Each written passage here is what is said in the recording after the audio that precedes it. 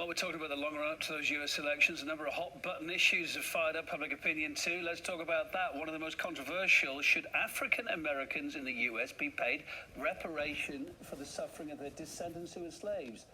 Very good question. Democrat presidential contender Cory Booker announced a new bill on the issue.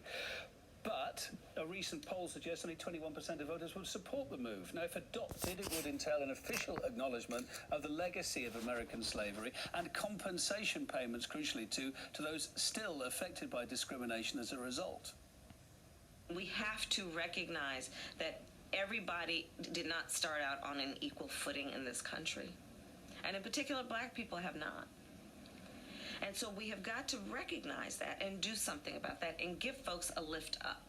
I believe it's time to start the national, full-blown conversation about reparations so that we can, as a nation, do what's right and begin to heal. There are massive disparities that must be addressed. So we're going to do everything we can to put resources into distressed communities and improve lives for those people who have been hurt from the legacy of slavery. Conservative commentator Anthony Bryan Logan and attorney and author Reese Everson fought their respective corners on it. You could have identified the former slave master and the former slave right at that moment, but we're now 150 years past that particular point in time. Who's going to pay it? People that did not have slaves.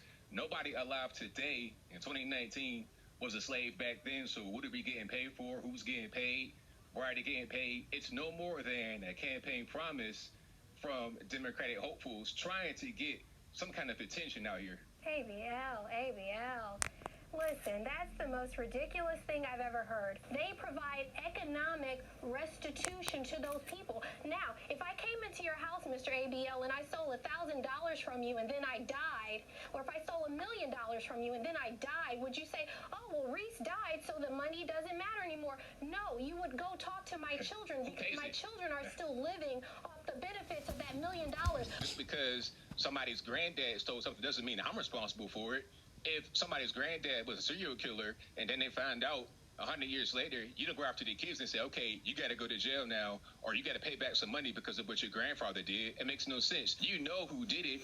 You should have been able to catch them while they were alive, punish them while they were alive. We want to focus on is the economic harm that was done to Black people. If we really break down what slavery was, people were brought from across the water to work, and that was free labor. So what we have is generations and years, hundreds of years of systematic discrimination and shutting out of economic access to Black people, and that has to be repaid.